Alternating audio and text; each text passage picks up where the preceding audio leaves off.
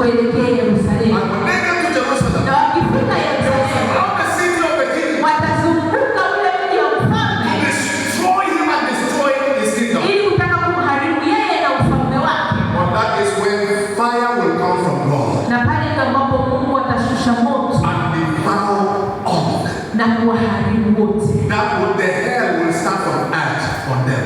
Na pale kuzimu itaanzia hapa duniani kwa wale ambao Be wakaidi. devoured. Na wote And wataharibiwa. Satan will be arrested finally. Na shetani mwishowe atakamatwa I will be cast into the lake of fire. na atatupwa kwenye zile ziwa la moto.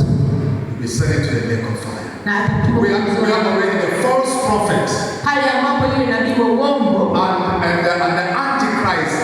na mpinga Kristo wameshawekwa.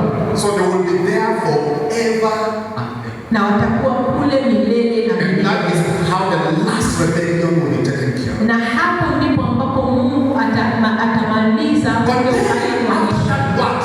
Lakini baada ya hapo nini kitatokea? After the last rebellion, Baada ya ukaidi wa mwisho, one would have considered, okay, everything is over. tunaweza tukadhania kwamba kila kitu kimeisha. That is when the real matter will begin. Pale ndio ambapo kitu chenyewe And it is kitaanza. called the white throne judgment. Na hiyo ndio inaitwa hukumu ya ile ngome nyeupe.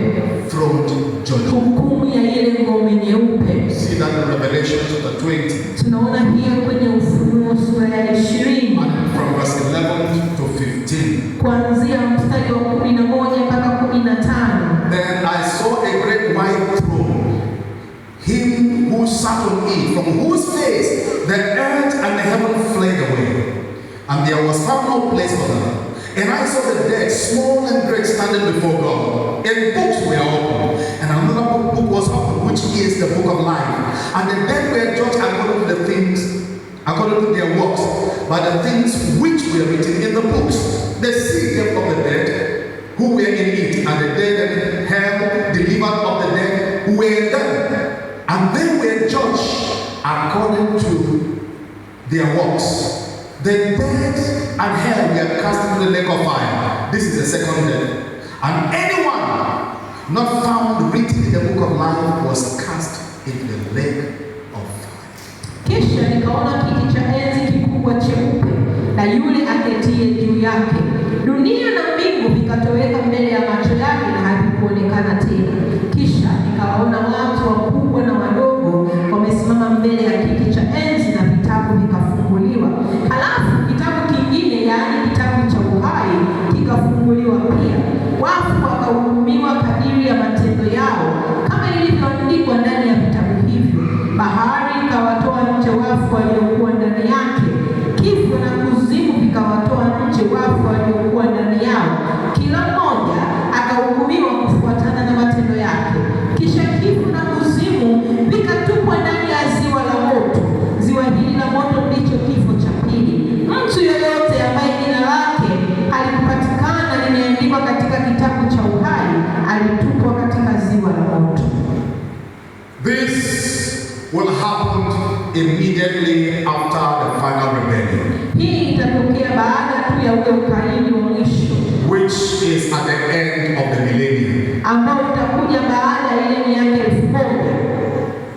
This is going to be the final judgment Hii ndio itakuwa hukumu ya mwisho of the unsaved, kwa wale ambao hawajakombolewa, those that decide not to believe in Christ, wale ambao wameamua kutomwamini Kristo, those that decide to live their lives for themselves. wale ambao wameamua kuishi maisha yao kwa ajili yao wenyewe. There shall be a resurrection. Kutakuwa kuna ufufuo, It's going to be the final resurrection. utakuwa ni ufufuo wa mwisho. Daniel captured it in Daniel chapter 12. Danieli aliongelea kwenye kitabu cha Danieli sura ya 12 And in verse 2, na mstari wa 2. he said, and many of those who sleep in the dust of the earth shall awake, some to everlasting life, and some to shame and everlasting contempt. Wengi wa wale ambao wamekwisha kufa watafufuka, wengine watapata uhai wa milele na wengine watapata uhai na kudharauliwa milele. This is when all people that have lived on earth from the time of Adam Hii ni wakati ule wale wote walioishi duniani tangu kipindi cha Adamu to the time that this will happen. Mpaka kipindi kile ambacho hili tukio linatokea. Will all stand before God. Wote watasimama mbele za Mungu. To be judged of the lives they lived on earth. Kuhukumiwa maisha walioishi duniani. It's going to be a long day. Itakuwa ni siku ndefu.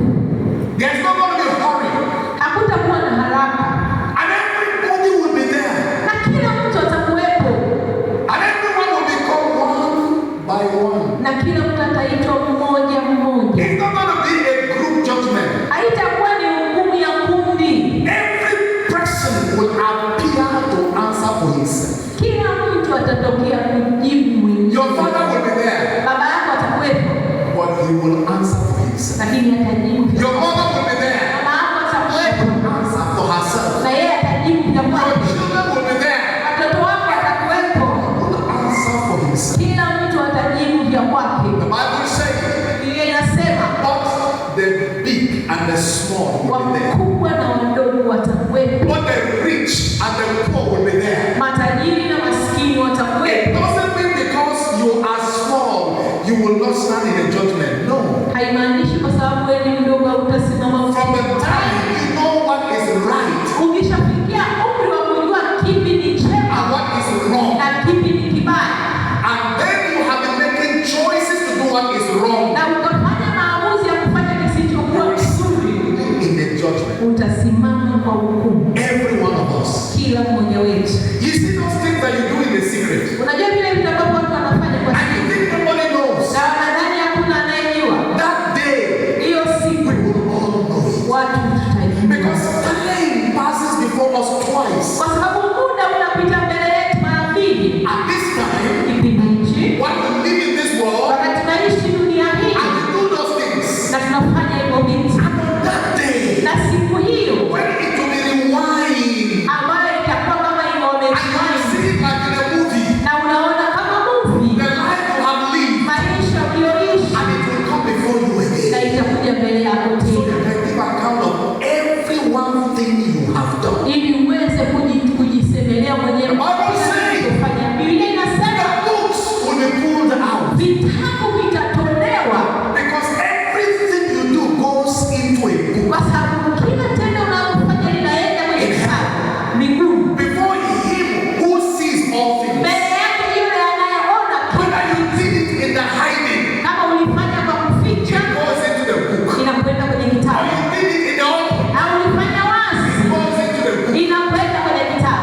There is no one thing that misses. Hakuna kuona kitu hata kimoja ambacho Even the hakiandikwi. things that are happening in your heart, Hata vitu unavyofanya moyoni mwako that nobody knows, ambavyo they hutawajui, all go into the book. yote vinaenda kwenye kitabu. And you might think Na unaweza that kudhani time heals all things, kwamba muda unaponya and kila time kitu, allows things to pass. na muda utaruhusu vitu It vipite. only happens that here. Inatokea tu On the day you stand before him, siku ambayo utasimama mbele yake, will be open. vitabu And vitafunguliwa, once again, na tena the things you have done vile vitu ulivyofanya will be mentioned. vitatamkwa. When that day comes, Hiyo siku ikija, where will you stand? wewe utasimama wapi? You think the life you have is your own life. Unadhani maisha ulionao ni ya kwako? That is when you will realize Pale utakapogundua that the life was given to you, kwamba haya maisha ulipewa and you are standing before the owner. na umesimama mbele ya mmiliki, Give account of what you have done with what he has given to you. kutoa hesabu ya ulichofanyia uhai aliokupa. You think you have the right to do whatever you want to do, Nadhani una mamlaka na haki ya kufanya unachotaka, because nobody questions you. kwa sababu hakuna And anayekuuliza. after all, it's my life. Unasema ni maisha yangu. That day, Siku hiyo face to face with the owner of that life. utakutana uso kwa uso na anayemiliki And maisha you have to hayo, give him account na atakwambia umpe of hesabu what you have lived that life for. na kile ambacho umefanya na maisha The aliyokupa. Bible says, Biblia inasema everyone will be there, kila mmoja atakuwepo, the great and the small. wakubwa na wadogo. The Bible says, Biblia inasema everywhere will deliver up its people. kila sehemu itaachilia watu. On that day, Siku hiyo, even if you had died 1 million years ago, hata kama ulikufa miaka milioni 1 iliyopita, you will be resurrected. utafufuliwa. If you died in the sea, Kama ulikufa the baharini, Bible says the sea will give up the dead. Biblia inasema bahari itatapika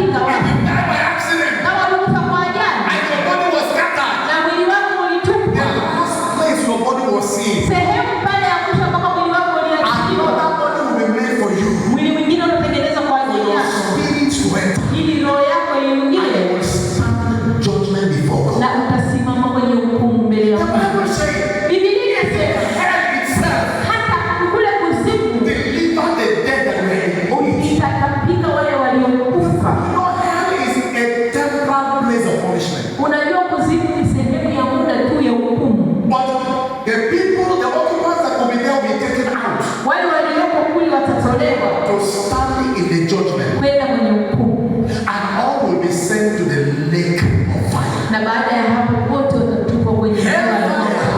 Moto wa kuzimu It's not the same as the lake of fire. sio sawa sawa na vile ziwa la moto. Hellfire Moto wa kuzimu is a place where the soul of the wicked departs to right now.